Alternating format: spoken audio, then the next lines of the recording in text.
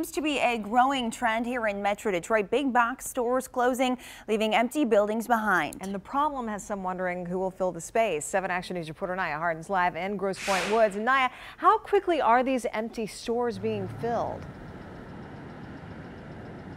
Well, for some, pretty quickly, actually. You can take a look behind me here and see what used to be a Barnes & Noble here off of Mack is now Better Health, promoting something healthy, fit, wellness. And you know what? I spoke to a financial expert. He tells me this is the time for these bigger companies to come in and take over and create something new. Landlords need the tenancy, so they're willing to give concessions in order to get the tenancy. This is what we're starting to see after thousands of stores close their doors for good. Recently, big stores like Sears, Toys R Us, Kmart, Macy's, Carson's, and Sam's Club have left empty buildings in Metro Detroit. Other companies are now taking advantage of the space, trying to turn it into something that will bring more foot traffic. Reports say U-Haul is purchasing some of Sears and Kmart buildings. Retail financial expert Kenneth Dalton isn't surprised. You're getting a situation where many of these big boxes are being taken over by storage and truck driving schools and places like U-Haul. Why? Because of the parking lots.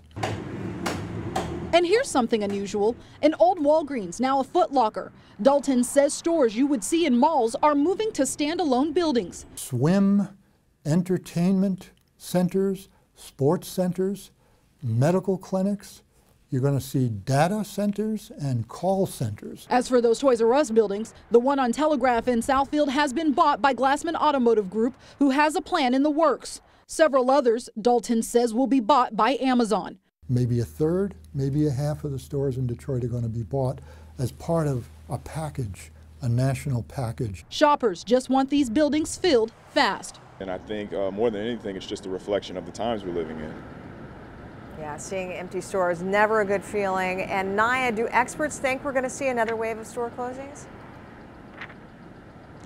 Oh yeah, they say this is just the beginning, what we're seeing here, but they say there's some good news. These cities now have caught on to this idea. They know this is happening and they're preparing for it. They actually are now trying to get involved, trying to see if there's any way they can step in and help repurpose a lot of these buildings to just make it more usable.